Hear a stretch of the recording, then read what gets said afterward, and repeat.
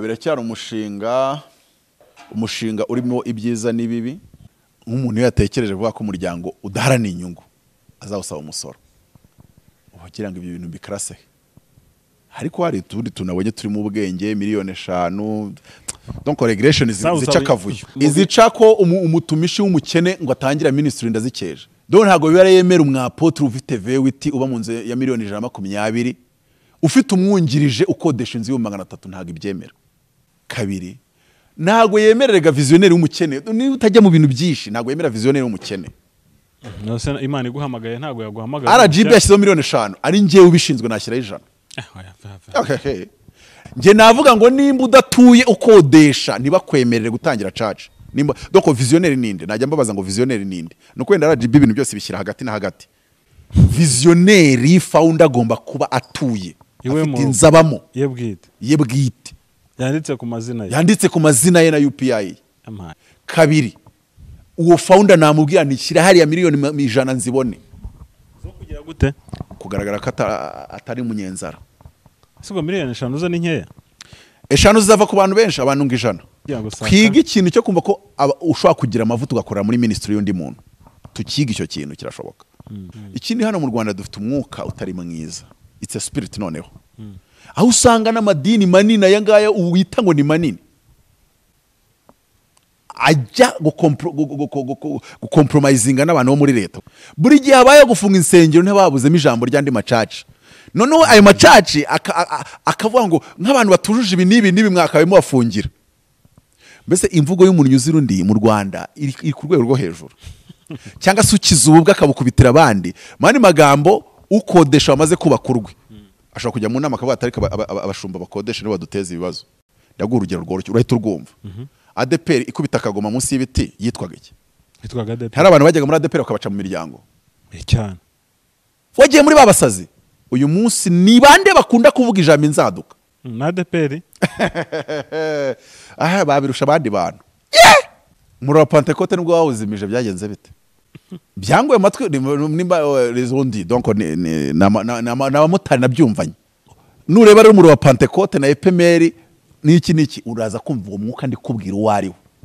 Ariko hakaba n'umwuka wawo kuba abana bibirara.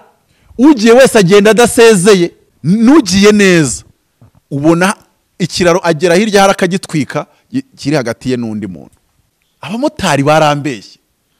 Ngo burya ngo umwe yasengeraga ngo ukuntu ngo buriye.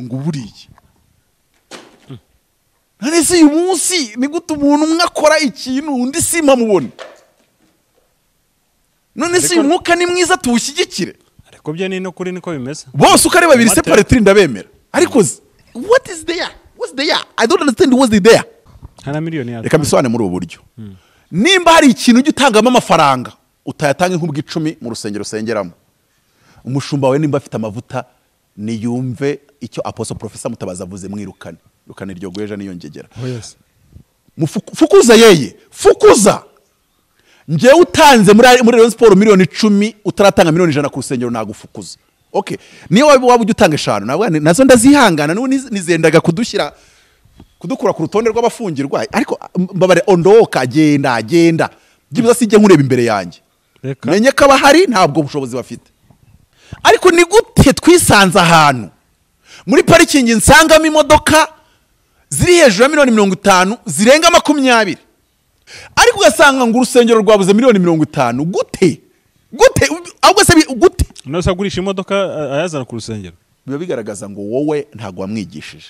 Impamvu buri wese ashaka gufunda ibye no gutangiza ibye nuko abafite ibyabo rimwe na rimwe badashyiramo ibyumba by'abandi. Ibi bintu yo ngo urese ashyirana kadunda nibyo bituzana n'ibibazo byose. Twakabe tubona abakozi Imana 5 bahagararanye bose nta woroshye urimo. Bose ari banini ukuntu mu buryo bwabo bahuje baza amahame yo mu mwuka. Ntago byemewe kurwanya so mu mwuka. Impamvu uri bunsobanurire zose ntago zemewe. Kuba ufite icyemezo gitangwa n'akarere umujyi wa Kigali kigaragaza ko inyubako yagenewe ibikorwa byo gusenga yujuje ibiteganywa n'amategeko agenga imyubakire y'aho hantu. B. nta nyubako imwe yemerewe gukorerwamo n'imiryango irenze umwe. Aho bakubitiye abantu bakubitiye Julienne Kabanda hano ndeba tukira aho ngaho nsabe leta n'ababigiramo uruhare. Julienne Kabanda bamuduherera urusengero rw'umuriro wa Pentekote kubera ko iyi sigari propriete ya leta buriya kandi leta itegetswe kuyiha undi muryango ukora nk'iby'umuriro wa Pentekote wakoraga bayimuduhere cyangwa se leta imukodesha. Ntago nakwemera ko Imana guhamagaye kujya gutangiza umurimo utari bushyire icyo bita deposit ya miliyoni 100 kuri konti. Ngiyewe abanyamuhamagaro nagusaba miliyoni 100 ari ugiye gutangira umuhamagaro bwa mbere donc icyo bita founder visionary icyo cyo nagishyira ubwo ni ngewe bo bashyize 5 rwose muzikeze njye ndabyemera. Abatumishi dufite amavuta ariko tudafite amafaranga nunanirwa kwa Julienne Kabanda ajya kwa Miliyoni nunanirwa ujya DP nibikunaniye ujyangirika nimba hose bikunaniye uri n'inzererezi nta n'ikindi ushoboye nese ni gute hose bikunaniye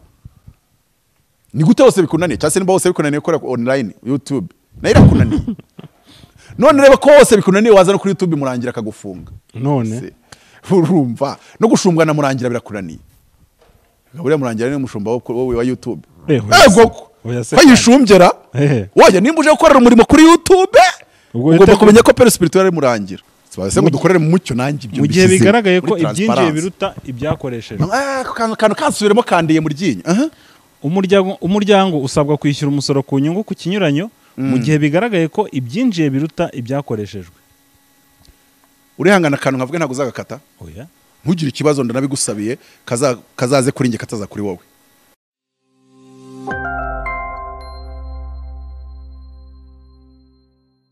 Yes, reka nanjye ngusoza dukurikiye ku ISEZERANO TV nibyaciye komeye cyane kubugarutse kwa natwe mwanya nk'uyu nguyu.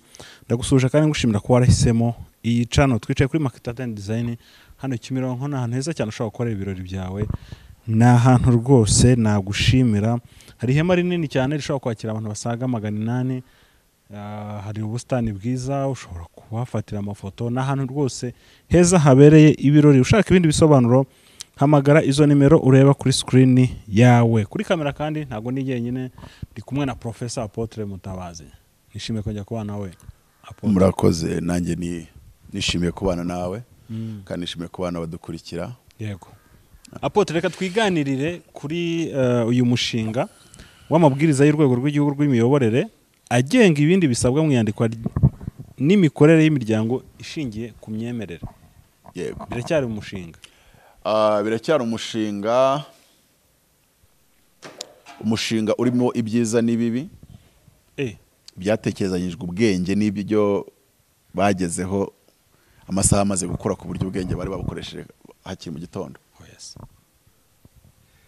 Ngo harimo ibyiza n'ibibi nyine harimo ibyatekerejwe ubuhanga n'ubwenge ariko uracyari umushinga nyine uracyari umushinga niyo mpamvu nyine bashaka kugenda babinoza ikindi ntugire ngo umushinga wabagezemo batabishaka. Abanyapolitike ndabazi bafata ikintu bakakibagezamo ariko kitagiye gukoreka. Macron ni ukunda kubikora yatashaka gushyira umuntu ngamugire premier ministre izina rye ngo bashaka gushyira François Bayrou izina rye ararikinga rikajya hanze akumva agahita yigira kuri YouTube akareba cyangwa se ku mateleviziyo agenda ahindura chaîne yumva ukuntu nyine impumeko buriya abanyapolitike barabikora bari kuri kintu impumeko ukumva impumeko no hakaba ikintu barekwe cya kintu buri impumeko yacyo yabasawa none bakahita bagira gute bakayishyira mu bikorwa. Yego. So rero muri ibyo byose neseka nkubaze nk'urugero nk'umuntu yatekereje kuvuga ko umuryango udaharana inyungu azawusaba umusoro ugira ngo ibyo bintu bikarase ariko hari utundi tunabonye turi mu bwenge miliyoni 5 donc regression zica kavuyo ariko zo ndazikeje wivuga gutyo kwa zica kavuyo zo ndazikeje kandi nawe uri mu izica ko umutumishi w'umukene ngo atangira ministry ndazikeje uko niko kuri kwa Bibiliya. Muri Israel ntago wabaga wemerewe kwitwa rabi udafite ubushobozi bwo gutunga abitwa disciples bose bawe. Buriya Yesu niwe waguraga imyenda bigishwa bose bambara. Niwe wahahiraga abagore babo bose kandi bavuga ko yabaga mu ikanzu imwe. Oya ni amahitamo ye. Ruriya ruhago rwabaga rurimo iki ngo yajyaga abwira Yuda ngo iki cyaro cyose kigurira imitsima kirye gura ntago ari wango ndatubura gura cyangwa yaratubura. Oya uzasome hano ngo Yuda bamubwiye ngo icyo ushaka gukora gikore, ngo bagize ngo aramubwiye ngo fata impiya ifeza ngo ugurire iki cyaro imitsima ngo ko yajyaga bikora. Yarasanzwe bikora ntabwo bwari ubwa mbere. Yesu yari afite ubushobozi bwo gutunga umurenge ukarya kuri konte ye. Ubwo nibwo ubundi ayo niyo mavuta abantu baba visionnaire n'abafondateri ba ministry bagombye kuba bafite. None najya kuri Elisa baraje bamwanga abana b'abahanuzi. Gihazi yaje avuga ngo iki? Abwira uriya inde uriya mu general wari waje ngo mu kizibe namane. Yaje mwango abana b'abahanuzi bamuhingutseho ngo bafite ibirori barashaka imyenda 30 yo gukuranwa. Iriya myenda yo gukuranwa wayigeranya n'amasuti mu Bufaransa usanga agura miliyoni n'igice cy'atanu cy'amayero 2500 by'amayero. Yego mwari magambo bivuga ngo ni suit nk'izi ngizo baguri mu 300 mu ibutiki imyenda yo gukuranwa yakiragiye. None kuki baraje kwibaza Elisa abana b'abahanuzi kuki baraje kwibaza Elisa ngo niwe wakweraga umuhanuzi ugiye gushaka akamwubakira inzu agatunga abana be kuri konte ye.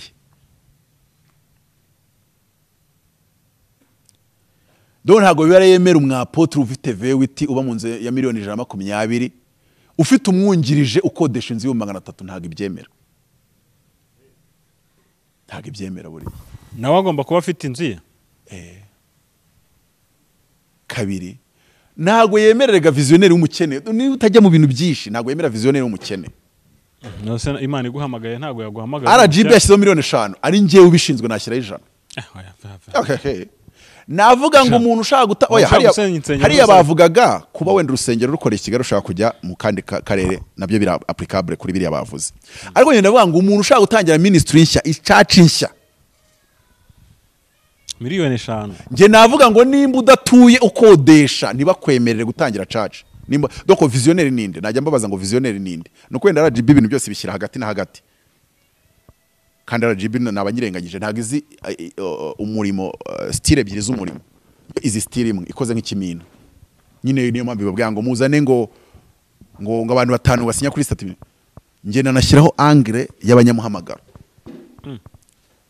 Aho nyine church itangijwe n'uyu muntu kubera yerekwa n'umuhamagaro yahawe. Okay, simvuge ngo ntihari bugeho ubuyobozi bw'iyo nuza ariko icyo gihe kandi nabiri nabari abandi bose bajya baza kuvuga ngo okay umuyobozi w'iyi myizerere mujye gutangirana n'indi arakodesha nimba kodesha ntago byemewe. Visionnaire founder agomba kuba atuye afite inzabamo ye bwite yanditse ku mazina ye na UPI. Kabiri uwo founder namubwira nishyira hariya miliyoni 100 nzibone zo kugira gute kugaragara ko atari munyenzara. Sigo miliyoni 5 zo ni nkeya. 5 zava ku bantu benshi abantu ngo 100. Abantu 100 bonyine ngo bazaba bari gutangira. Ngo bagomba kuba abantu 100. Niko itegeko rivuga niko ribwiriza rivuga se. Ahantu havuze yazanyingo nakweretse bavuga kugira ngo wemererwe collaboration leta n'akarere. Ariko ngewe beyanda byemera. Ikibazo kiri kuri twa batumishi. Icya kabiri twishyizemo yuko umuntu wese ufite amavuta uko yaba ari kose agomba guhita atangiza ministry ye cyangwa church. Kwiga ikintu cyo kumva ko ushobora kugira amavuta ugakorera muri ministry y'undi muntu. Tukiga icyo kintu kirashoboka. Ariko bizasaba n'abafite church zemewe to make the room. Benini nagari pastor. Renard Bonke nagari pastor. Wasangaga ni ministries ziri mu yindi church. Ariko izo ministries zikaba zisa n'izirusha imbaraga church na impact iyo church yabo. Ariko nibikuraho yuko akomeza gufata wa pastor w'iyo church kari we mushumba we. Dukeneye kuzabona twageze ku rwego umuntu ashaka reka ntanga urugero ko ntago n'urwo nitije. Umuntu akajya kuri rwa Julienne Kabanda Grace Room Ministry ikawenda ibironging ku muri Zion Temple wenda bizi kwiri muri Jubilee ariko ahuriyeho n'umugabo wenda ashaka kuvuga none iyo church umushumba wawe kaba nta sano mufitanye yo hafi. Umuntu muri Zion akazamuka akagira ministry imeze nka Grace Room agakomeza kuba umuzayoni. Ibitangazo bigakoreka kazenguruka igihugu agakomeza ko umuzayoni. ariko ku cyumweru akamenya ko ku cyumweru akaba ari hari no ko iriya grace room badafite hariya bateranira ariko bagafite iriya online ministry ikoze kuriya ikajya igira live z'ibihumbi 10 na bingahe ariko badafite physical ministry ari online ministry shobora kugira ku rwego yanagira miliyari y'amafaranga kuri konti ibikorwa byayo ugasanga binagereranywa impact yayo muri societe nyarwanda ikaba rwose ari nini ariko ugasanga so ntago ari ngombwa buri muntu wese atangize church nubwo ntazi wenda ikijyanye na uretse ko ministry yabayigumishe ku mategeko agenga wenda ama ONG miryango isanzwe kushobora gusanga umuntu afite ministry kora wenda evangelisation idafite physical church ko kuri bavuga ngo prison fellowship ikaba wenda ajya gufasha abana nushinga wenda ministry bavuga ngo twebwe dukusanya ibyiryo tukajya gufasha abarwayi ariko tunagira session yo kwigisha ijambo ry'Imana abo barwayi ntekereza ko wenda zira ari amabwiriza hari igihe batari bo yabashyiraho muri iriya sense ariko twebwe ibintu byacu byose byabaye nka copy paste nagwe ngo umuntu wese okay ikintu cya mbere abayobora amacaci bayobora nabi ntabyo bize nta narabibonye yabyo umuntu ahita apfuruka gutya agahita avuga ngo ngiye gutangira ministry church yayigeramo wenda tuwe ko amavuta abantu barayakurikiye ariko bahagera bagasanga nta team afite team ihari nta nyandiko z'ubuyobozi cyangwa se structure ihari bigahita byanga none uko byabananiye kwiyobora hagati yabo uwumva ko nawe aryami wabona umushumba yagize vewiti n'inzu ya 120 kandi abona nawe abigiramo uruhare runini agahita soka agahita ajyana abantu abakristo 200 agasiga senye ta kintu cyagihari so none binanira abantu kubaka ibintu biri bizima biri strong birabagoye birabananiye ikindi hano mu Rwanda dufite umwuka utari mwiza it's a spirit noneho aho usanga n'amadini manini ayangaya uwita ngo ni manini ajya gucompromisinga n'abantu bo muri leta kuko leta ni leta ariko ibamo abantu burya kandi abantu bafata imyanzuro bagashaka compromisingana nabo ngo bashatinge down amacaci mato bibaho yes barabikora ndabingwa mu matwi ndanabimenye buri gihe habaye gufunga insengero ntibabuzemo ijambo ry'andi macaci noneho ayo macaci akavuga ngo nk'abantu batujuje ibi n'ibi mwakabemo bafungira mbese imvugo y'umuntu nyuzira undi mu Rwanda iri ku rwego rwo hejuru cyangwa se ukizubwa akabukubitira abandi mani magambo ukodesha wamaze kubaka urwe ashobora kujya mu nama akavuga atariko abashumba bakodesha nibo baduteza ibibazo yarakodeshaga mu myaka 10 yarakodeshaga ndaguha urugero rworoshye urahita urwumva ADPR ikubita akagoma munsi y'ibiti yitwaga iki yitwaga ADPR hari abantu bajyaga muri ADPR bakabaca mu miryango cyane wagiye muri babasazi uyu munsi ni bande bakunda kuvuga ijambo inzaduka na ADPR babirusha abandi bantu muri Pentekote nubwo wawuzimije byagenze bite byangwe matwe nimba rezondi donc na motari nabyumvanye donc this is not from me this is not biwa from me amakuru ya motari baravuze ngo abantu barakubiswe induru ziravuga kaka kandi ngo habaga hishyuwe inote so dufite ikibazo communauté chrétienne tufashe itoro rya Kristo tugakuramo imbago tukavuga ko twese abavuga Kristo turi bamwe twine cyabuziremo ubwo mbavuze igikiga mu mutwe harimo akantu kakaburo kadafunze neza itoro gitwe pemere urarize nanjye kubwiye pemere we ko yo nandi close kuri yo kari mu bishop wo muri yo wari umujyama wanjye close so nureba rero muri wa Pentekote na Epemeri niki uraza kumva uwo mwuka ndi kubwira uwariho ariko hakaba n'umwuka wo kuba abana b'ibirara ugiye wese agenda adasezeye akagenda utagaruka akagenda nugiye neza ubona ikiraro agera hirya hari akagitwika kiri hagati ye n'undi muntu suje umugabo nubaha cyane yitwa Pose Gitwaza umugabo useka ugahita wumva abazimu bakurimo barasohotse, araseka gusa dayimoni kahunga. Niwe muntu ufite iyo mpano wenyine mu Rwanda, araseka abadayimoni bagahita bahunga. Kandi yanagera ku ijipo ngufi agahita arakara katavuga ati ibi si by'Imana yambwiye mve minembwe, ntago ari ibi ngibi gose, ntago nzabyemera, reka cyane ubwo bushitani hirya bugare na safari yanize nta dread hano. Nkamukunda cyane. Yageze kuri discipline ntago abebera, nta nubwo akebereza, kandi ni byiza. Buriya biba agakisa ntabwo kabanirwa amajipo, ariko iyo utangiye kutita ku byari byo byose, ubwo nuko butazi ko nigeze kujya kubwiriza Kinyinya, umukobwa wicaye imbere wari uri kwantona, sinzi ukuntu nagiye kubwiriza amaso nyerekeje muri korari, yari yambaye ijipo y'umukara, mbona akantu k'agatriangle k'umweru, nubwo ntaza kariko ariko nakoze ku buryo ntongera kubwiriza ndebayo. Akantu k'agatriangle hasi y'ijipo k'umweru higa kubitaho amaso, urumva ko nibyo nabwirizaga byahise bisa n'ibigiye. None unakoze ku buryo ndi bubwirize ndeba hana hari, kandi ubundi uramenyereye kubwiriza hano haleluya we haguruka bivumba nyine. Ngira amahirwe yuko korari yicaraga ireba gutya n'indi korari kareba gutya, ubwo busabwe yabwerekaga iyi korari yindi. Ariko byibuza abakristo bo ntibarebagayo. Hasi iyi korari yindi ubwo yabaye mu mavuta, urumva kari kibazo. Asubwo habuze nujya kumuga uti kirahaka ko ntongeye kujya kureba se ngo menye nimba urumva. Ariko nyine nanone ntago njya mbwiriza inyigisho z'imyambarire n'imirire n'iminywere, ariko ku rundi ruhande uriya mugabo w'Imana no mugabo utajya abikeberezaho cyase abinonera. Namusuje rero, ndongera nsuzuma mama w'Imana nkunda umuhanuzi kazi Apostle Miliyoni kare. Ariko abamotari barambeshye ngo burya ngo umwe yasengeraga ngo ukuntu ngo buriye. None si uyu munsi ni gute umuntu umwe akora ikintu undi sima mubona? None si umwuka ni mwiza tuwushyigikire? Ariko byo ni no kuri niko bimeze. Bose uko ari babiri separate ndabemera. Ariko what is there? What's there? I don't understand what's there. What's there?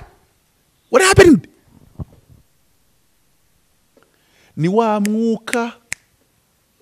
Ariko nta nubwo mvuze ngo mbijemo, sindi muri politika ngo menye nimba biterwa n'iki. Iki kintu kigenda ari nka spirit, kigenda ari nka spirit. Ubu dushobora no kusanga abacuruzi bose, urabizi ko abantu b'abacuruzi bariya mu Gacinjiro nabaherwe muri no minsi n'abamiliyardere, ariko abenshi n'abacuruza muri Mateus benshi baba baratangira abakozi baba boss aho ngaho cyane. Bamwe bagatangira ari nka nyine ari umusherishere muri Mateus. Ukagenda abona ukuntu agakino gakorwa nuko ibintu bikorwa, agenda ashyira udufaranga ku ruhande, gurisha isamba akaza gatangira bikanamuhira. Ariko abenshi uzasanga nta bumwe bagirana n'ababosi babakoreshaga. It's a spirit. It's a spirit. None se njye muri YouTube neka buriya abantu bo kuri The Choice ntago baba bari kudukina, they are big good friends. Wamenyereye ibiki? Nwango ubundi umuntu waguhaye platform kazamuka, wakabaye uba royo kuri we byiteka ryose. Umuntu wakuzamuye niyo yakora amakosa, kiretse yakoze ya makosa atabaho, kandi uzugahita umurengaho ugahita Imana kuri we. Sinigeze menya, kandi ubwo bose barabashiti banje. Bishop Rugagi namupenda sana. Ariko sinzi uburyo abamotari baza bakancagarika ngo yongwe ngo this one, you are lying. There was nothing between the two. Don't lie to me. Nimubeshye umuntu w'Imana, abantu babiri ntago bigeze bahura. I hardly believe iryo jambo rirumvikanye. Birangora kwemera ko Apostle Nuza na Apostle Nuza bigeze umwe abo umuyobozi wundi cyangwa se ashumba undi.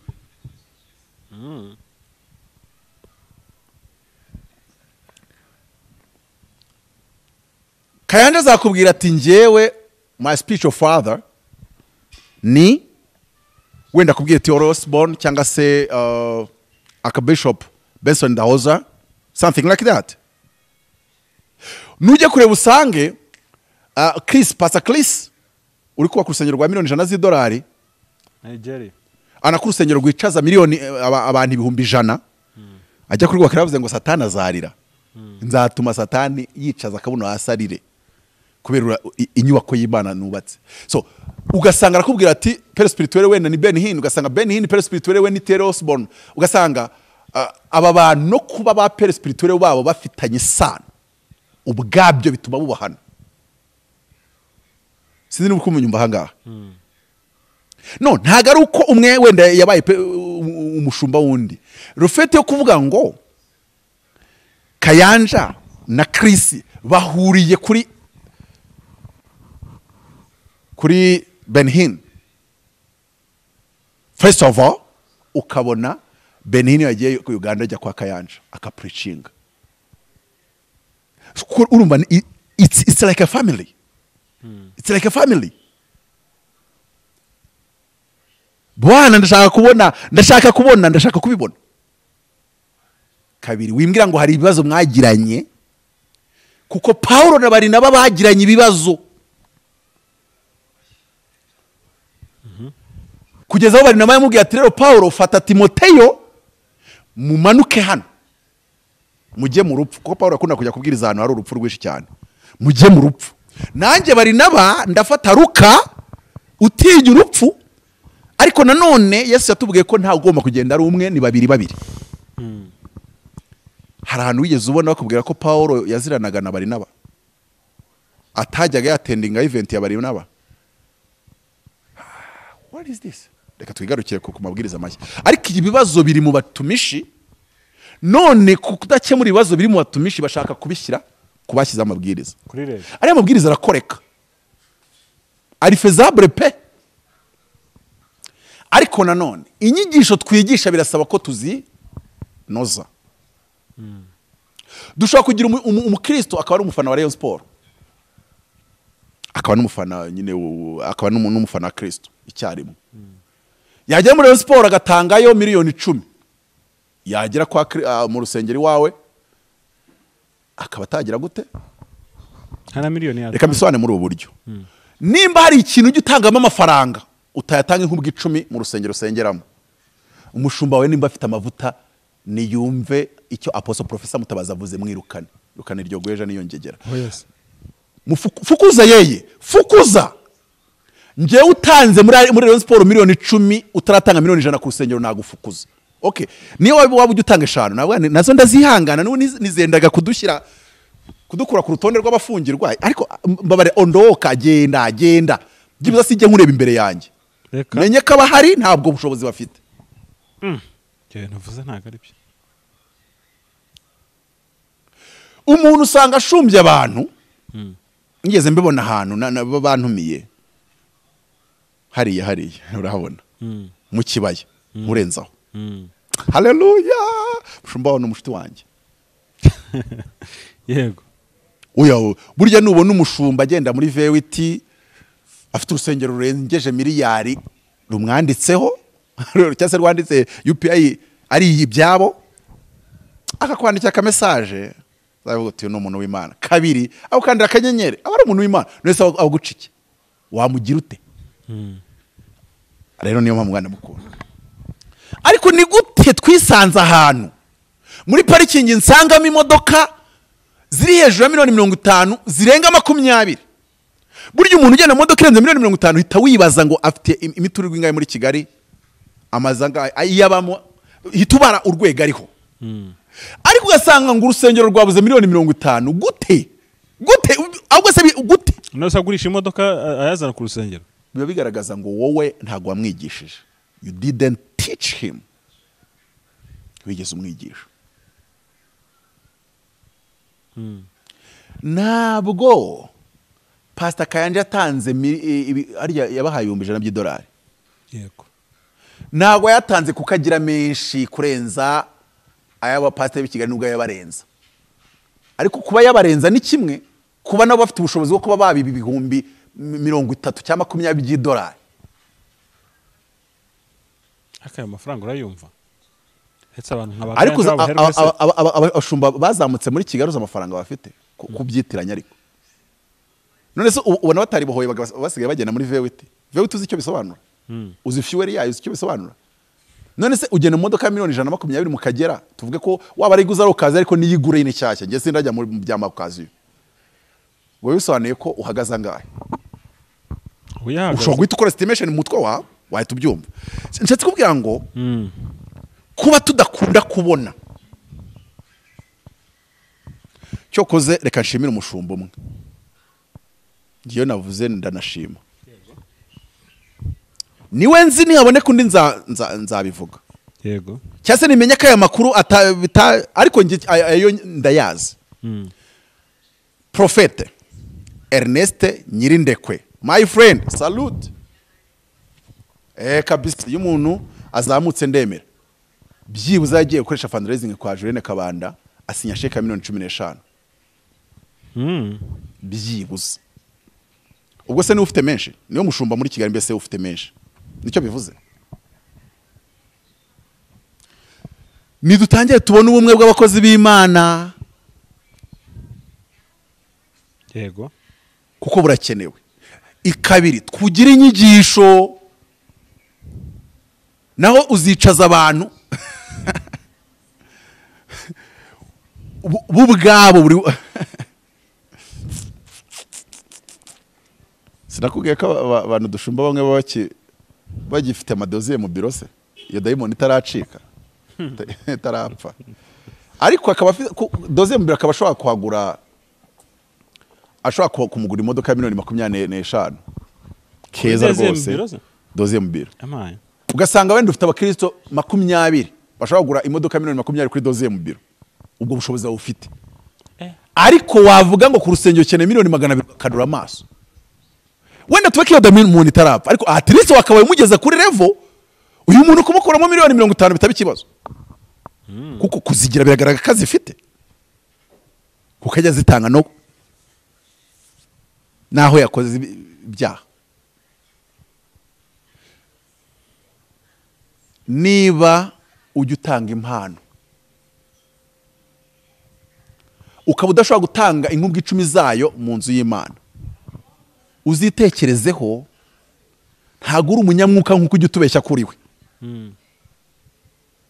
kabiri nimba uzi kujya usohoka ukishyura fagitire mbese uretse tekereza fagitire ni yaba yarishyuye yasohotse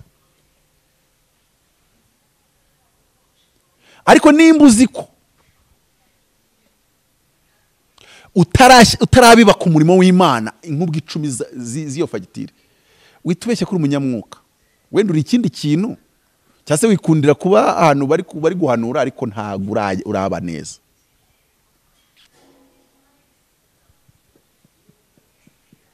iri tegeko ry'inkubwe 10 Imana rinsobanuye ndatangara ituro rinini nahaye umuhanuzi naritanze Nyamirambo ryari 500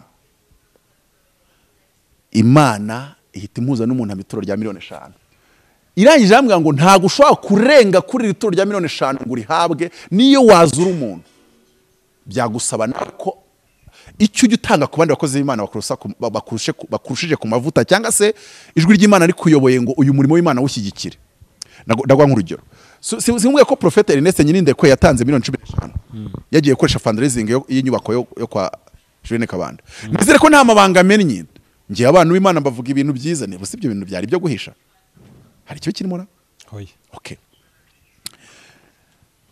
noneho biravuze ngo buriya ku mutwe cyase ku ruhanga rwa Prophete Ernest Nyirindekwe hari inyenyeri yo kuba yakakitiro rya 120 na 50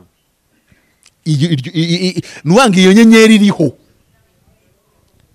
mushuti wanjye Prophete Ernest nimba utarana ry'ituro rya 150 ndarihanuye nirize mu izina rya Yesu kuko uraryemerewe ariko reba nk'urugero nge sinryemerewe no ngiye ngarukira kuri 5 ubwo ni nijajara nkavuga ni $1000 ndakimanuye muri Women Foundation ubwo nanjye nzatumbagira ngire ku $10 it's spiritual ariko ubundi ko nukomeze nk'uwatannye twagarutse mu bibazo byo ubwo se ndi kubwira ibibazo biri ariko tukatwiga kuko urabona umurimo w'Imana impamvu buri wese ashaka gufunda ibye no gutangiza ibye nuko abafite ibyabo rimwe na rimwe badashyiramo ibyumba by'abandi. Impamvu abantu bose muri Kigali batubaka inzu nuko hari abantu b'abarandirodi bubatse inzu bagashyiramo imiryango, bagashyiramo n'amakaro, zimwe bagashyiramo n'amatoilette imbere, izindi bagashyiramo n'amakwizine. Niyo mpamvu ntabwo buri wese yumva ari oblige guhita yubaka. ushobora gukodesha. Dukeneye kubona abashumba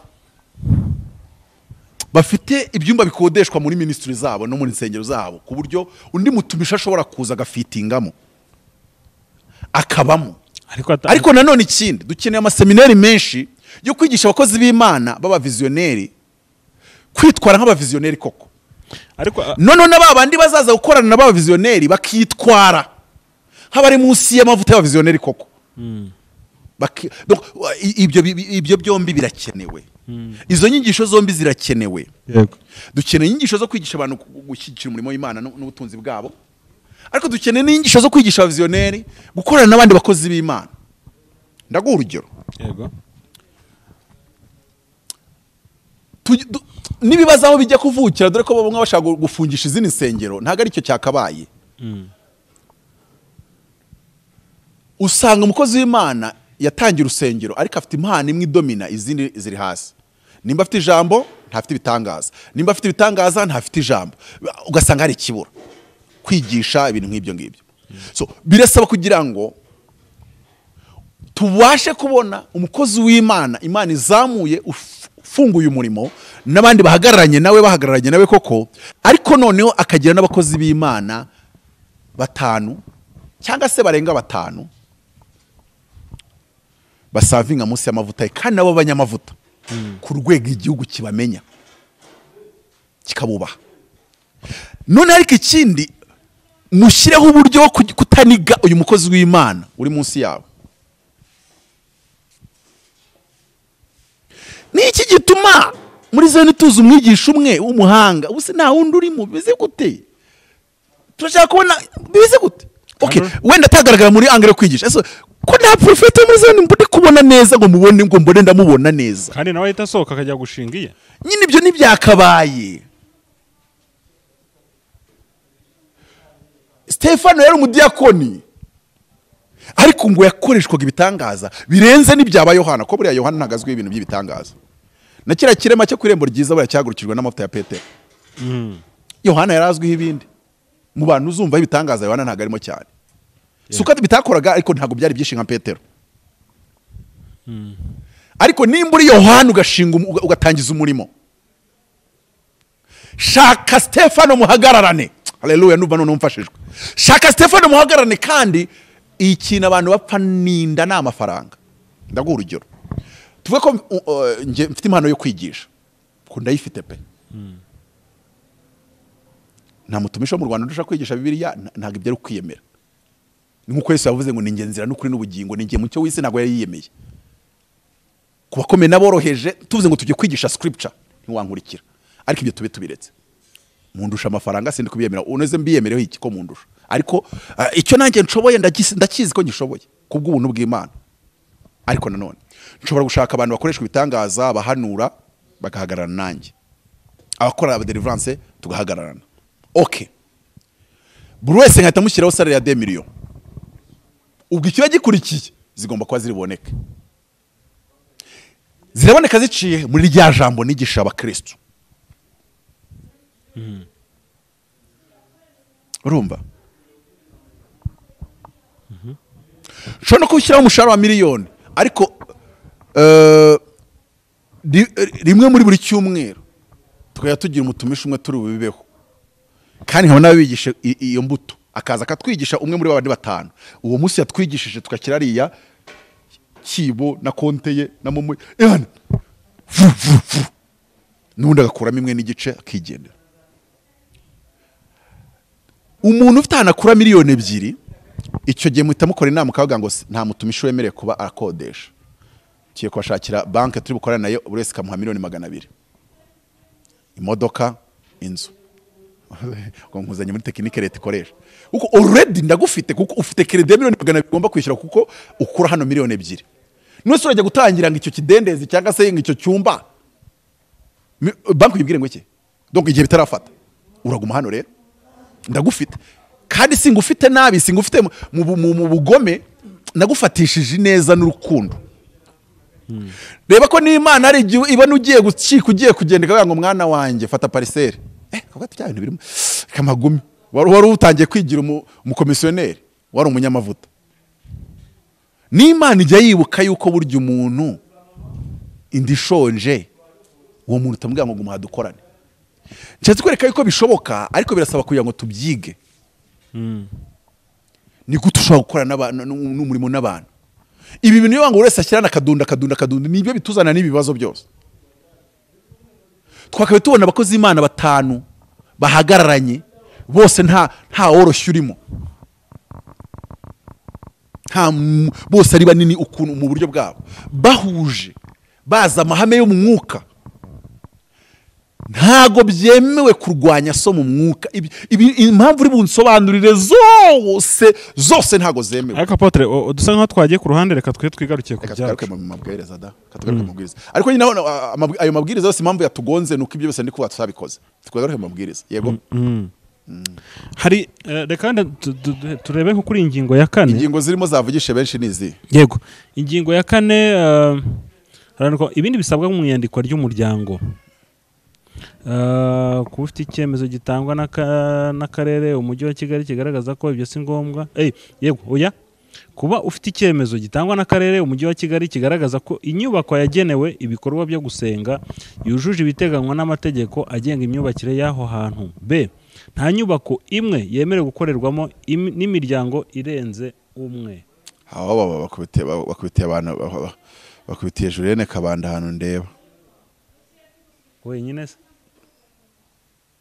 Julienne amaze kugera kure ntumwishinge ko yamera kose ubushobozi afite bunabuze abanyarwanda akamenya ko bwabuze bose nanjye ndimo twafata inkweto twambaye n'amashati twahita tubicontributinga ubushobozi bukaboneka kandi icyo kintu abantu twagakoze umukozi w'Imana uri gukora bigakoreka uri gutanga umusanzu mu bwami bw'Imana tugomba guhuriza imbaraga zacu kuri we kugira ngo ushobora kuba udashoboye gukora umurimo Julienne akora ariko ugashobora kumusengera ushobora kuba utabishoboye ibyo ngibyo wahura n'umuntu wazezenye ukamubwira ati jya muri Grace mu buzima buzahinduka kandi udatsengerayo Julienne mutajya munavugana nta na nimero y'ufite nawe igihe cyawe kiba kizagera ukazamuka umwuka wo kubona umuntu azamutse ukagira jige na jiginya ntago ushobora gutuma ubwabyo byica kuzamuka yego inzu igomba kuba yitwa yo gusengeramo kandi ikubaruyeho donc utayisangira n'abandi d inyemezabwishyu yemewe ariko tukiri aho ngaho nsabe leta n'ababigiramo uruhare Julienne Kabanda bamuduherera urusengero rw'Umuriro wa Pentekote kubera ko isigaye ari propriete ya leta buriya kandi leta itegetswe kuyiha undi muryango ukora nk'ibyo Umuriro wa Pentekote wakoraga bayimuduhere cyangwa se leta imukodesha aho ngaho nahita numva mfashijwe nukuri we ababigizemo uruhare nimushaka muzambwire mbayimbira indirimbo nge mbaririmba ariko ndi kubona Julienne ari hari ahantu kibagabaga aya mavuta we ubona kubita abazimu oya Julienne nkubitira akora umurimo nkumva ndi gufashwa gusa ahubwo ninjye niyo ntawe ukora nkahita mpinduka cheerleader ariko hari umuntu abantu bita ba cheerleader LeBron James ateramo denke abaceri dukajya nibo bashyizemo baro niko dukwiye gukora uyu murimo ntago tugomba kurwanyana pepe n'umunsi warimo ntago tugomba kurwanyana kuko ntabwo ari ndagaciro z'ubwami bw'Imana kuba iri bwiriza ngenda ndarikeje kubaka sare yemeye gusengerwamo yuje biriya bisabwa burere gageze n'umuntu utwereka urusengero standard muri Kigali yego akatubwira ngo nk'abantu bazabikora ko abantu mwize engineering nubwo nanjye nayize architecture n'ibindi bijyanye nabyo mukijijwe mudufasha iki nanjye ubwo njemo je suis ingénieur en construction mushobora kugenda ukavuga ngo tugiye kureba ikibanza cya Kibagabaga ikibanza cya Kacyiru ikibanza cyaha kiba gihagaza ngahe none ukavuga ngo urusengero leta ibidusaba prototype yarwo byibuze ruhagarara amafaranga muri iyi zone, muri iyi ngiyi bigagaraya, muri iyi ngiyi bigagaraya, muri ibi bigagaraya ngaya, ukaba wanagaragaza ibishushanyo mbonera bitandukanye, samples, sibyo, samples. Bityo umuntu ugiye gutangira umurimo cyangwa se wumva Imana imuhuje n'abantu bashyigikira umurimo agiye gukora n'umuhamagaro we, wenda ndi kugira abanyamuhamagaro kuko aya macaci manini uburyo ibintu byabo biba byubatse urabizi bituruka mu bamisiyoneri n'ibindi nk'ibyo, akaba azi ngo ndasabwaya turi 10 tukenewe miliyoni 400, ese dufite ubushobozi bwo kuzibona? Ese we mushumba n'amavuta kuriho wabona angana iki? Ese ko uturutse kwa Poso Ntuza, uturutse muri Zayoni, ugiye bagusezereye mu kugusezerera se nta contribution yaho wabaye n'umusanzu hatanze, nta contribution bagukurikiza? Cyane ko ngiye ariko numva umurimo w'Imana wagakozwe. Nimba umuntu ari umushumba wawe, mwubahe, cira bugufa amavuta ye, kabiri ariko nawe nujya kugenda agukurikiza ibandari y'amafaranga.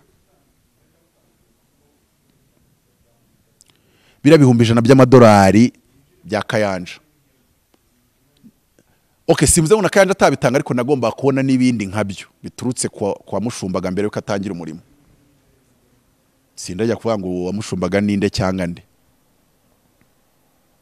Niko twagombye gukora umurimo.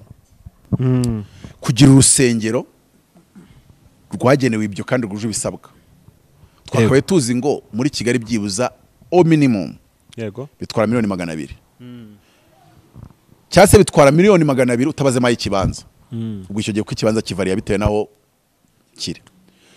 None ikindi mwajya gutanya mu gase ko ari miliyoni 200 400. Two duhagaranye turi 10. Ese turayafite? Ese ayava muri abantu bahagaranye nawe nangahe? Ayava kuri wowe nk'umunyamavuta uhamagawe n'Imana nangahe? Ese arava impano gusa amafaranga yose ave muri abantu bandi? Ntago burya bari byo. Hagomba kugira nava kuri wowe. Ese aho washumbirwaga wahavuye neza? Kuko ugomba gucira bugufa amavuta y'umuntu ugushumbye kugeza mutandukanye. Mwajya gutandukana ukabimusaba kandi ukamuha igihe ukagenda kwemereye, kabiri akagukurikiza umuba w'amafaranga. Biriya bihumbi 100 njye nagomba kubona miliyoni bihawe n'umuntu naho yaturutse, byari kuba ari sawa. Cyangwa se Kayanja akamuha 100 aho yaturutse akamuha 200, cyangwa se wenda nawe irindi 100. None ko bati bibaye 200 asigaye arava mu bandi bantu, uretse ko amaze n'igihe akora afite abantu hagaranye nabo birumvikana. Ariko noneho iki ngiki tukivuye tuvuge ngo nta kibazo cya leta nimba itubwira ibyo tugomba kuzuza bijyanye n'amafaranga. Nimba tutigisha abantu kugira ngo ayo mafaranga aboneke nitwe bagira ikibazo. Nimba bo aho tuba twarashumbye twarahavuye bakaba batadukurikiza amafaranga nitwe kibazo. Donc uburyo dukora umurimo harimo amakosa menshi. Ntago wakavuye ku mushumba gushumbaga ni mugiye gutangira ministry ngo mutandukane nabi. Niyo yaba hari icyo yakoraga udakunda urihangana. Nk'iyo kiba ku rugo kwaso. So si ibintu byose abakora ubikunda. Mwasiri ntago ariko biba bimeze. Ariko igihe ukiri mu rugo rwe urihangana. Wajya kugenda akakuha nk'isambu ujya kubakamo inzu yawe. Akagutekesha. Akagumunani cyangwa akagutekesha. Okay. Tubikira no murimo w'Imana. Miliyoni aho yaturutse yagombye ko yaragiye hari ceremony zirimo aho yaturutse zigaragaza ko agiye gutangira umurimo Imana imuhamagariye. Kabiri nimba agiye kubaka ibyo bihumbi 100 mbibone bituruka aho yaturutse na Kayanja atanga ibyo bindi 100 none n'abandi bagira gute? Kuko ni umwuka, ikintu tugomba kurwana nacyo no kurwanya, it's a spirit. Komeza kurindi bwiriza iryo ndarikeje. Inyemeza bwishyuyemo y'amafaranga y'u Rwanda. Yemewe gushumba no kwa visionnaire ngutangiza umurimo ugikodesha nawe ukennye. njyewe ari njye babihaye kubishingwa ntago nakwemera ko Imana guhamagaye kujya gutangiza umurimo utari bushyire icyo bita deposit ya miliyoni 100 kuri konti. Ngo zino societe za betting yigiye gutangira muri Beneri ishyiramo konti ishyiramo amafaranga deposit ya miliyari 2. Njyewe abanyamuhamagaro nagusaba miliyoni 100. Ari ugiye gutangira umuhamagaro bwa mbere donc cyo bita founder visionary. Icyo cyo nagishyira ubwo ni njyewe bo bashyize 5 rwose muzikeze muvuge muti weakness iri kuri side yacu kandi gukuramo iyo weakness birashoboka. Yego inyemeza bwishyuyemo y'amafaranga y'u Rwanda angana na miliyoni 5 ya service yo gusaba ubuzima gatozi adasubizwa yishyuwe mu isanduku ya leta. Ndayo ndayemeye. Ariko bazongereho na miliyoni wenda da nka 20 cyangwa 30 kuri visionnaire ya charge. Ayigire deposit. Wenda banavuga ngo nama ari imyaka 7 akora nta rubanza nta kibazo bazana yamufungura yakoresha cyashaka. Nje ndabyemera. Abatumishi dufite amavuta ariko tudafite amafaranga. Nunanirwa kwa Julienne Kabanda ajya kwa Miliyoni, nunanirwa ujya DPR nibikunaniye ujyangirika. Nimba hose bikunaniye, uri n'inzererezi nta n'ikindi ushoboye. Nese ni gute hose bikunaniye? Ni gute hose bikunaniye? Cyase nimba hose bikunaniye kora online YouTube. Na irakunaniye. None reba ko hose bikunaniye waza no kuri YouTube murangira akagufunga. None urumva no gushumbwa na murangira birakunaniye. Buriya murangira ni umushumba wowe wa YouTube. Ego kwayishumbera waje nimba uje gukorera umurimo kuri YouTube ugomba kumenya ko pere spirituel ari murangira. Amabwiriza atanze n'amategeko agomba kurikizwa. Ugomba kuyubahiriza. Turi muri Kenya urabwiriza online ugahita ushyiraho Momo Pay. Oya ugashyira live usinzira ikintu ku cyumva. Live waba uri mubwiriza abantu bari muri comment barimo bagira. Warekura profesi ugahita uhagarika wangu ndashaka abantu 10 babanze babibijana kwanza mbone gukomeza. Wavuga 10 akaboneka 12 ugukongera ukataka. Byo ntuzabikore mu Rwanda pere spirituel wa YouTube murangira mu biganireho. Twibi ibintu bigameze nka estorcage satakubwira ibintu bikomeye cyane byo mategeko ati wagonze itegeko tugaruke rata. Ngeze rero ku kintu kigendanye n'imari. Imari yego baravuga ngo ni ingingo ya 17. Uyu bundi reka ngubwira umutumishi bwira atavuze Imana n'amafaranga ubwo tuvuze Imana reka tuvuge ijuru. Niba umuntu atavuga ubugingo ntanavuga amafaranga uwo muntu ujye umuvaho.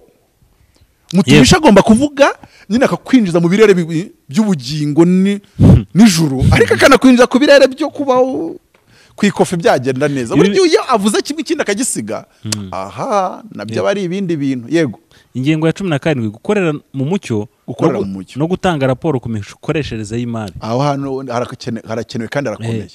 Igenzura ry'umutungo risabwa mu itegeko rigenga umuryango rigenga umuryango rigomba gukorwa n'abahanga bemewe kandi babifitiye ububasha kugira ngo habeho umucyo mu mikoreshereze y'imari. Auditeri bazwi bari certified. Yego umuryango utanga raporo yerekeranye n'inkunga nini wakira igihe cyose irenze umubare wagenwe hashingiwe ku mabwiriza ajyanye n'ibihano mu by'imari birebana n'iterabwoba. Gutera inkunga iterabwoba n'ikwirakwizwa ry'intwaro za kirimbuzi. Miliyoni ra ko ndumva nabyumbanye mu kamabasi. Ni mwe yonyine se ko ndumva mu kamabasi yarabivuzeho ku by'amashyaka. Aravuga ngo ishyaka ryemerewe guhabwa inkunga zitandukanye cyangwa gifts ariko irenze miliyoni babanza kubimenyesha nimba ari forumu y'amashyaka nimba ari RGB mbere y'ukwezi. Ako miliyoni ni amafaranga make. Okay asobanura icyo ngicyo yaravuze ngo ni ukugira ngo bya mitwe y'iterabwoba itangira kugifinansa amashyaka. Ubwo wenda tube ko ari undi mubare ahubwo uwo mubare abawuzi bawutubwire kuko ngiyewe namvanye mu kamabasi miliyoni kwishyaka rigiye guhabwa gift irenze miliyoni bamenyesha RGB mu gihe cy'ukwezi ikaba yaranje kwiga ibyayo mafaranga ikayotoriza nta kibazo yaza. Uribuka yuko na DPR yigeze igira challenge ariko kubera amafaranga ngo yavuga muri DPR ajya muri DPR yahe ya Senegal yahe ni muri Afrika ibya byose. Cameroon ni hehe? ADPR sifite ntuza ari branch yarifite Uganda gusa. Ari Uganda ariko ari nandi ububereza amafaranga. Cyangwa se ni branch yo muri Belgique sindi kwibuka. Hajemo akabazo barayifunga kubera ko ubuyobozi bwasaga n'uri ko amafaranga ava hano ajya hanze koma. Harimo akantu nkako ngako. Ababizi baze kubitubwira ngiye simba muri ADPR simba nzi donné zaho muri Senegal yego nabyumvisheho burya akantu kangiye mu gutwi nikagende. Erega nawe byumve, ADPR yohereje miliyoni 100 muri Senegal. Ayo mafaranga agiye akagwa mu maboko twese dukeje mu gitondo yaguze karacini ko simvuze nibyo bayaragiye gukora, ahubwo leta iba ifite inquiétude. So rero icyo ngicyo cyo kirumvikana, uburyo amafaranga azajya yinjira mu itorero bizaba bifite amabwiriza bikurikiza. Ariko nk'urugero, umuntu wo mu Rwanda yaguhaye kuriya Kayanja yafashe 100 akabihereza Miliyoni, Kayanja aragaragara si iterabwoba, Kayanja ni Kayanja nyine. Ariko ya mafaranga ngo aturutse aha, ngo umuryango gukorera muri Belgique, ngo duhaye inkunga ngo y'ibihumbi 300 by'idolari, barabanza bamenye ubuziranenge. Ntago ari ngo ntuzayafata, ahubwo hari protocol abanza kuba checked. Icyo cyo rwose wajya kukirwanya, yaba wabushyira iterabwoba se, oya icyo cyo ntitukirwanya. Amafaranga y'imbere mu gihugu yo ntago agira nisano n'iterabwoba, ko nayo imbere mu gihugu. Ariko abo kuri YouTube kano kantu bakabapuritseho, umushumba wanyu ni murangirana mubabwiye. Yesu we, none ko hari abashuti banje baje bakiraga ituro ry'ibihumbi 20 by'idolari, nubwo ariko mvuga ibintu byishira, ariko ntago mbavuze amazina. Ubwo nayo bazashisha mu kayunguruzo ka anti-terrorism. Ibyo byo simbizi, bari kuvuga ku miryango hano. Reka twigendeye ingingo ya 27. Ishingiro ry'umusoro ku nyungu. Umuryango usaba kwishyura umusoro ku yuko niba tuzashyira itegeko ryo kwa Katepera batumishe, yini mara kurya rya turo rya miliyoni 300 nzazijyana kuri Rwanda Revenue kiretse n'izanga. Zagani jewe nabonye ikitwa laborers wages, igihembo cy'umukozi cya miliyari 30% ya Tepera. Chukua muyafata mutayafata mushaka icyo muyakoza, ariko njewe ndi umuhanuzi w'Uwiteka cyangwa se ndi umukozi w'Imana, si nijya umusoro. Na mbere ko iryo tegeko rijyaho nge nzibwiriza. Kabiri, nzemera nishyire RBA miliyoni 30 cyangwa se senkani ba minute 5 nzarira kuri RBA keretse nibanga kuma space kandi nzayishyura. I'm serious about that. Yego. Umuryango usabwa kwishyura umusoro ku nyungu ku kinyuranyo, twase ngo dukorere mu mucyo nanjye ibyo mu gihe bigaragaye ko ibyinjiye biruta ibyakoresheje. Kantu kansubiremo kandiye mu ryinyo. Umuryango usabwa kwishyura umusoro ku nyungu ku kinyuranyo mu gihe bigaragaye ko ibyinjiye biruta ibyakoreshejwe. Urihangana kantu nkavuga ntago uzagakata. Oya. Ntugire ikibazo ndanabigusabiye kazaze kuri nge kataza kuri wowe. Hari ishyaka rijya ritanga umusoro w'ikinyuranyo. Indi yose ni imiryango. Kabiri, wabyanditse ndamubaza ijambo rimwe rivuga ngo umuryango udaharanira inyungu urabisiba, rero ubajyane muri RDB. Umuryango nimba udaharanira inyungu, keretse n'ufata ibikorwa byawe by'ubucuruzi nka ekonoma n'ibindi cyokoze ndabawamwe muri n'abahanga mufite na za doctora, ndi kureba uburyo uzabisobanurira papa tumwita nde uri uyu munsi yitwa nde Francis. Reka abanyamuhamagaro ibi ntibibafata nubundi, aho gusanga bashuti banje ari umushiti wanje ngira aracyafungure mu bantu bafungure bakodesha yishyura miliyoni 2.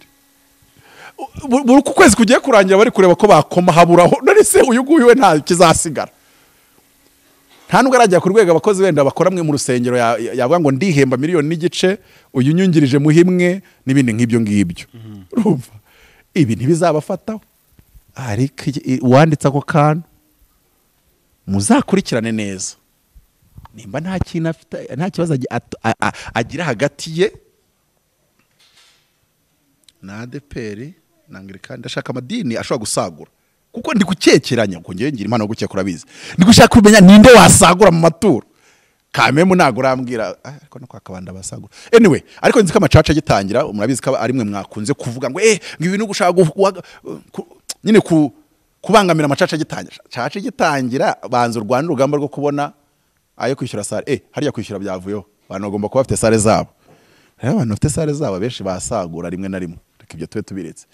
Ariko ikibazo ni kimwe, nta nubwo ikibazo ayo mafaranga ni na make ko nge mbibona, kuko nimba ugiye kukubwira umuntu ngo ikinyuranyo cyayinjiye n'ayakoreshejwe bihise biforinga mu cyo twita umusoro ku nyungu, ubyise inyungu.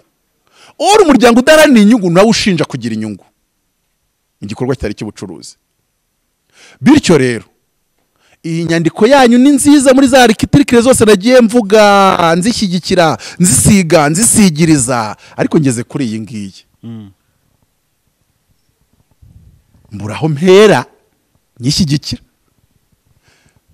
In politics inyito z'ibintu tuzitaho cyane, inyito y'ibintu tuyitaho cyane. Rero nimba ikintu wanje kucyita umuryango udaraniye inyungu, nushaka kugitaksa biragusaba kucyita ukundi. Ntabwo uracyita gutya ngo nurangiza nanone kandi ugire gute ugitakse biragoye, kandi inyito ni ikintu gikomeye. Okay, inyito wayihindura nta n'uwakubuza. Ikibazo nuko nujye kuyihindura, reka nawe mbasaba ikintu kimwe, muri abahanga nabibonye page 18 nagwa azana tutari umuhanga, mwagerageje mugakora research ku isi hose, nkuko n'ubuyondo byo tugiye kwandika itegeko nshinga tukirefera ku yandi mategeko nshinga tukanarishyiraho more ibijyanye na realite yacu, ariko at least check there. Kabiri, ku faranga ari bukeya biramara iki? Cyetse wenda ntago nzayo muri ayo madini manini ukabangana, ariko ni 3%. Kabiri, yego ni menshi, ariko nujya kureba bakuyemo yo guhemba bagakuramo. Gatatu, idini ryose ni nka leta, ni nk'igihugu bwacyo. Uko igihugu gifunctiona niko idini yose bigomba gufunctiona. Siko nakubwiye ko n'ubwami hari igihugu kitagira national reserve, barashaka idini buri ko batangiye mu kwa mbere cyase igihe cyo gutora bishinzwe ko bizabikoze kiba kiri empty. None se nk'urugero niba idini ishaka kugira ngo izagure ijye kubaka ahantu ha miliyari 3, ira ifite urusengero rujya abantu 400, ishaka kuzagera urusengero rwa 500, kuki utabemerera yuko agenda za buri kwezi asigaye bayashyira hariya? Ushobora no kubyandika gutyo ukavuga ati ariko iyo hari igikorwa muteganya kuzakora, mwemererwa gufungura konte bloke y'icyo gikorwa mukajya muyashyiraho tukabona ko yagiyeho, mwazajya no kuyakoresha icyo gihe tukabyotoriza tubona ko agiye gukora cya gikorwa mwatubwiye. Ntabwo leta ibukeneye ko tugira insengero z'ibitabashwa itanatwemerera ubwinyagamburiro bwo kuziteganyiriza no kuzitegurira. Akora kumvishe umva amashuri sha let's think reka amashuri y'abantu bari mu nzego hari igihe bari gukorera nyine ku bintu bata amabwiriza yaje avuga gutya, speech y'umukuru yaje avuga gutya, ko ndabibutsa ko ubwo yavugaga kuri wa mudepite wanyweye yaravuze ngo sinshaka abantu bavuga ngo navuze bakagenda bakora ibintu without reasoning. Yego mba navuze, ariko nawe ugiye kubishyira mu bikorwa ubihuza n'ubuhanga, kuko we warabyize, niyo mpamvu bishinzwe. Yego navuze, ariko mu kubishyira mu bikorwa bihuze n'amategeko. Yarabivuze clearly na realite, kandi rega na realite n'ibindi byose bitandukanye. Ukagasoro ko munari gatoyira gashaka iki ko nabarangiye ahantu mwakuru umusoro kari kubahanuza ituro barya Mose yarigise umushara wabo. None umushara wa Isaye nimba ari 3 nimba ntarabyumva abanyamotari bakabimbeshya, jewe bamvuga ibyo numva abanyamotari. Abamotari bagira inkuru 3 tepe ni 70% ubwo ni nka miliyoni hafi magana hafi miliyoni katwita miliyoni. Niyo mpamvu uzabona abahanuzi nimutegeze ko muzohanga Isaye n'ibishoro kuko ku mushara bakataho miliyoni ya buri kwezi cyangwa se almost miliyoni 30% ya tepe. Niyo mpamvu uzarya ituro rya miliyari nkahita tanga miliyoni 300 muri Rwanda Revenue. Umushumba wanjye murangira urumva atazajya ndeba neza ako wabayite. Nta gihugu gikinisha amafaranga. Niyo yakuye mu baturage ariko kaburi bubaheho. Barabaturase twebwe twaribuye abake guta abaturage. Kwa ayo twagomba kuyaka n'ubundi twarayabatse. Wowe ubashe kubaka nandi. Ariko 30% is there. You give. Ikindi iriya mbanziza mushinganje ari yakotamamagara nuko nabaciye miliyoni 100 mwanagabanyerega ndi umwana mwiza, ariko ravuze ko ari no buntu ahubwo by'amafaranga uko byaje nibyo ntazi, ariko uvuze ko ari ubuntu buziturwa ubu n'umuntu buziturwa ari ubuntu buziturwa ntabwo bukiri ubu buziturwa miliyoni 100 nuzi ko umugeni w'umuntu buziturwa nawe abaho. None ariko icyo nshiraza kubwira nanagabanya nanazigira 5 nanazigira 10 nanazigira 20. Reba nka buriya kiriya gihe Kayanja iyaza nese Kanja ntiyavuye mu Rwanda yatse ituro rya miliyoni y'idolari cyangwa ntago ari uhari envelope 1000 z'igihumbi ni miliyoni. Okau calcule mentale yawe itari gukora neza. Reba nk'urugero karuko yazakiye minyoni azatsa ari we zigomba kujyaho akanazibona. Ryategeko ryanjye rimaze kuba actualize 500 byari gusigara mu Rwanda y'idolari 50%. Itegeko twarishyizeho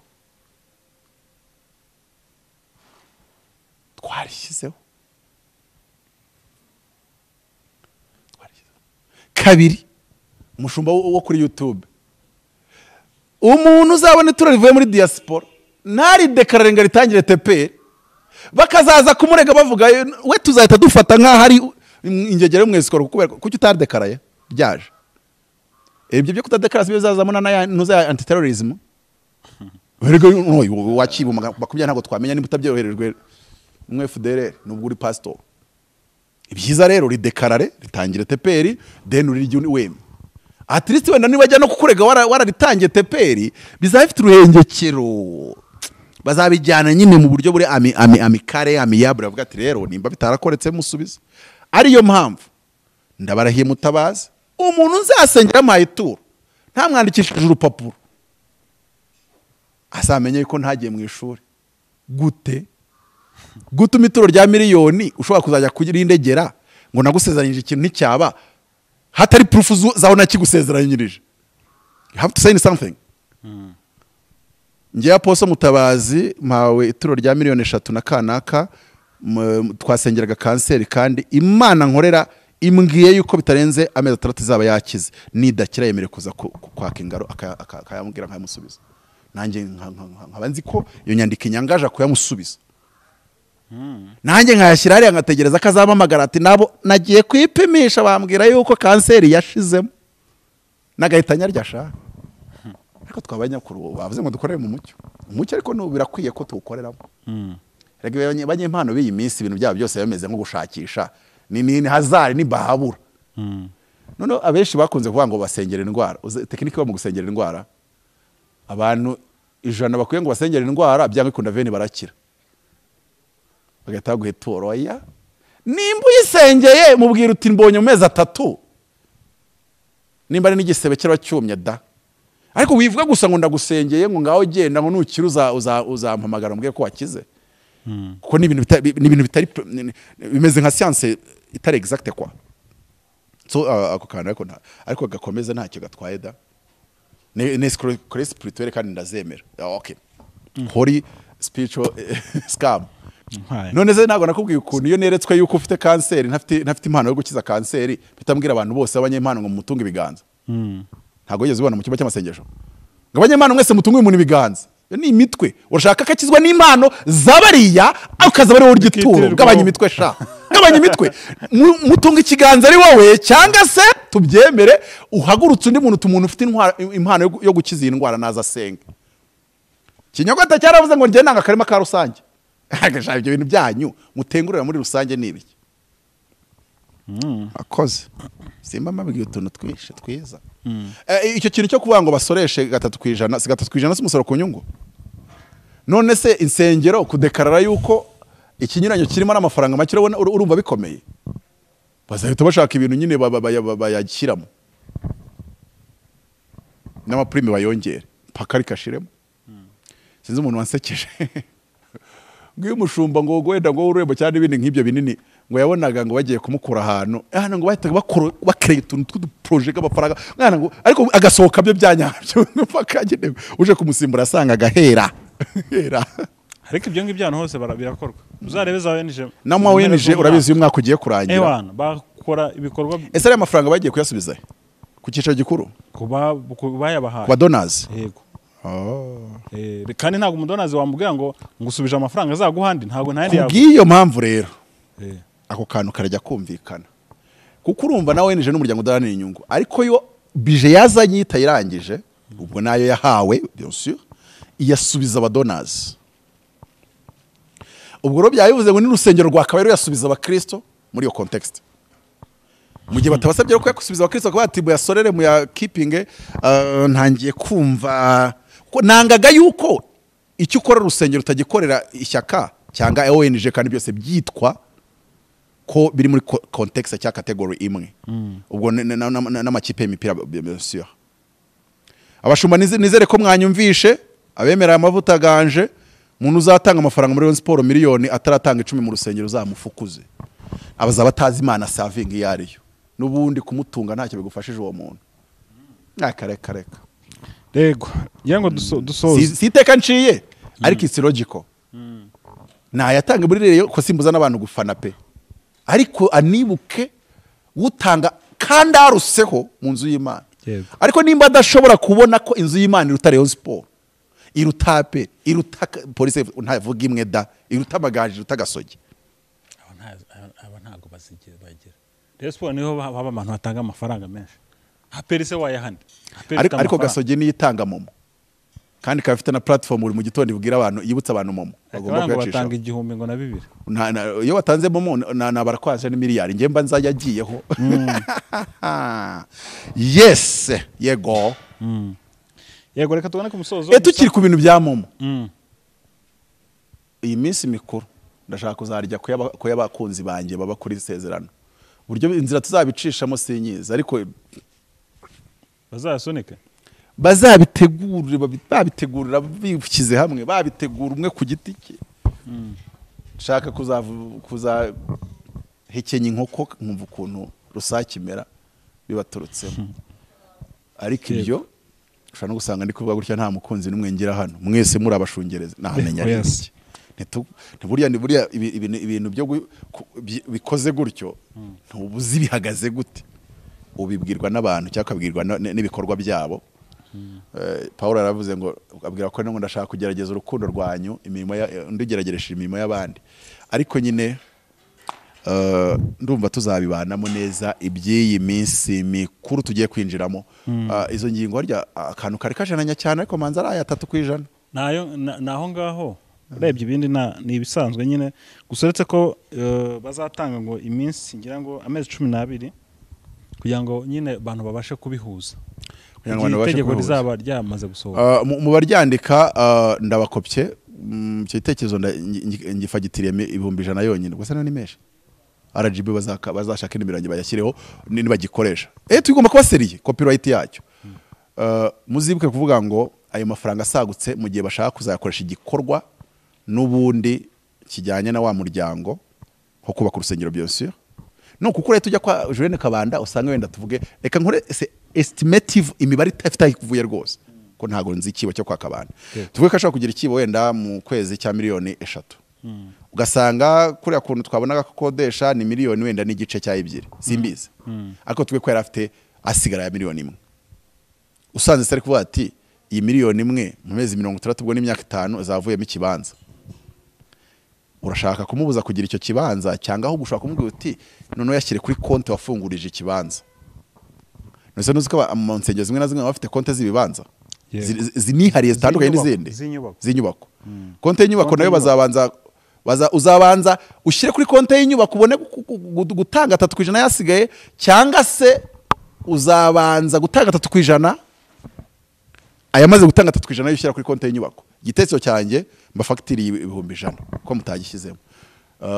Nuko ibyo bikorwa biba biteganywa, amafaranga abijyaho nayo abarwa mu yakoreshejwe. Ayo wita saguka ni igihe yaba igihe nta gikorwa ateganyirizwa, ariko nanone mu gihe yiswa igikorwa ateganyirizwa nimuzigere mwemera ko ashyirwa ku kindi gikorwa.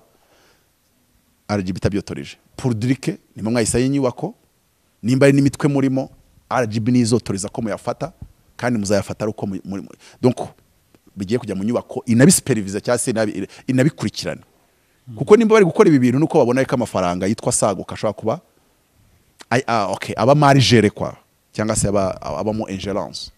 Urabona bazanye ibintu bya professionnel baba auditors, reka mvuge ngo buri toro banaritegeka kugira abakontabule professionnel. Kabiri niba na ngombwa babahe database bazajya bashyiramo report zabo, donc babereke hari ukuntu bajya bakora. Nigeze kujya mu mahugurwa arimo abasilamu, cyo genda byibuka shatwara aba pastor, nanjye wari umu evangeliste nkano ya maso, naje kuviza ibiryo hariya muri nobreza ko nari mpaturiye, ganemo ibyo ndabirye ko twanariye neza. Buri toro ryaryohereje abarihagarariye 2 cyangwa 1. Menye ko bari burye nanjye njyayo, ntagire undakara nari nshonje. Nose gihagaraririye sinafite 204 nk'ibyo mfite uyu munsi ndi kurwana kugira ngo bigabanyuke. Shati yose yananiwe, yanze kunkwira, imyenda yose yanze kunkwira. Ikintu cyambabaje, hari haje shehe arangaye yacometse laptop ya Apple mu bishop umwe cyangwa apotre umwe cyangwa prophet umwe cyangwa evangelist umwe arayimwiba reka undi muntu wayibye twese twara abanyamavuta kandi buri wese yariyoherejwe n'urusengero rwemewe na RGB yarayibuze burundu karandiye yarayibuze burundu yarayibuze atajya kuzana bwangara biranga abashumba bamwe icyo gihe mu bapanorist yari ari Archbishop Corinne ndacyabyibuka Emmanuel Corinne Yesu we ko twibye shehe no ntago nzi wabikoze ariko nta parano wari urimo nta muntu utari umutumishi wari urimo harimo abanyamavuta n'abantu bari muri za nyobozi abavugizi mbese harimo ikintu ikitwa abavugizi b'amadini manini n'amatoya ariko umuntu ashobora kuba yaragiyeyo nkuko nawe wagiye yarajeje kwirira cyangwa kwiba nawe ntabwo ari watumiwe waragiye ugiye kurya nundiro nawe abari baje kurya rero bari abantu bahamagaye n'Imana buzi umwuka wera ntago ari twibye cyangwa bikunda abanyamubiri nibo bazi bandi bakunda kwita abanyamubiri nibo bayitwaye nibe warabimenye kuki igisambo cyo kitabimenye ubu muntu wari wishwe n'inzara nkanjye ari ku gikarayi cy'Imana yabazi no gukanda laptop nose se kujyana ku iposta uzi ikintu kimikizere katari umwe mu ciciro cyanjye se nuko atari ngiye wabikoze ntanabitekereje nanumvishe ko byabaye numvishe uwo muntu namurya n'amenyo uruziyo yibi ya Corinne sha kubera iki ya shehe oya rega ibyo byaguma hagati y'abakristo kabati nta kundi yaranayikeneye ariko reba shehe image yagiye afite ku bashumba we Yesu we apotre reka dusoreze aho ngaho reka twigarukira ariko ubwo navuze iyo nama ko yabaye kubera iki yahuje amadini yose bategura inama nk'izo basabe buri dini kohereza umukontabure waryo iri dafite umukontabure shyiraho ingufuri kuko urumva turashaka kugira ngo nase auditeur naza gasanga na contabilité n'ibitabo bya contabilité ubwabyo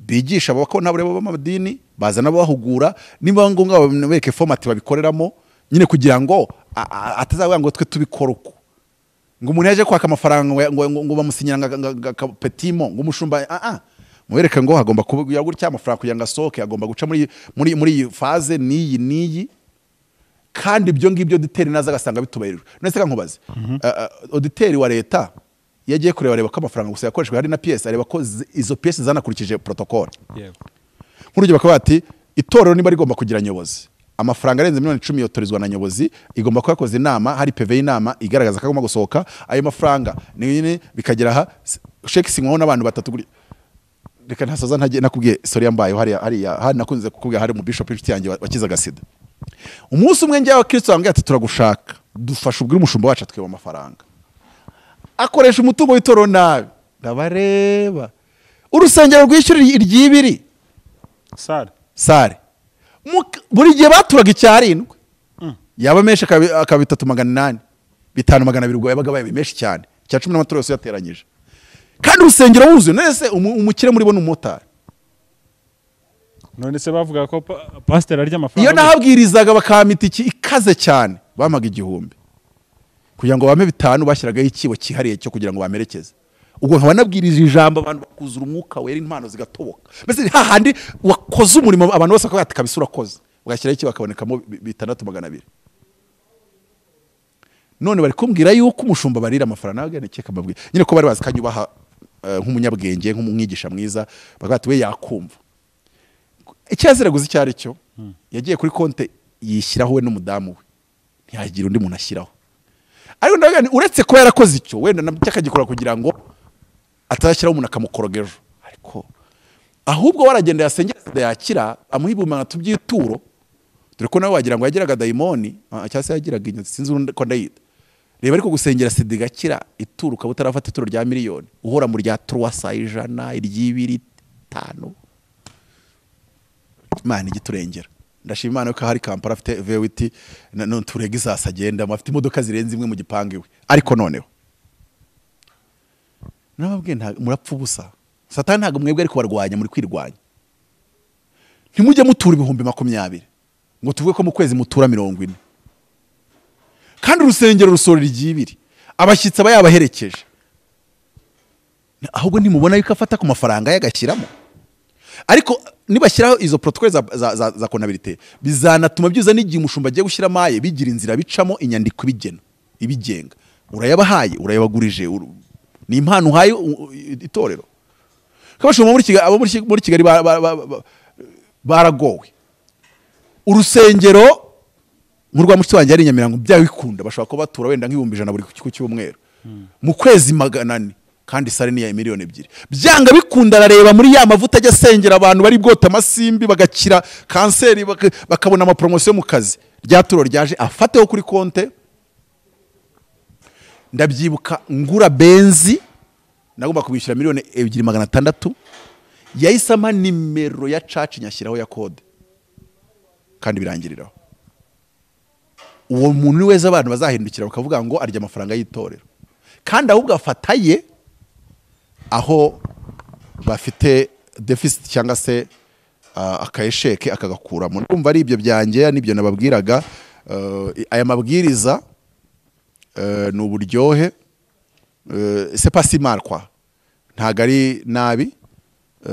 Nge reka mvuge ngo bakoze ibirenze expectation zanjye kuri bo, bagerageje. Natwe nk'abanyarwanda tureke kudramatiza tureshoze. Gusa iriya 3% ku madini manini yakira amaturo manini, iriya 3% nibiza applicable ku mafaranga za Katolika aba yaturutse hanze muri za Rena ni Palatina na hehe simbizi. Amafaranga y'Anglikani yaturutse mu gota amasimbi simbizi.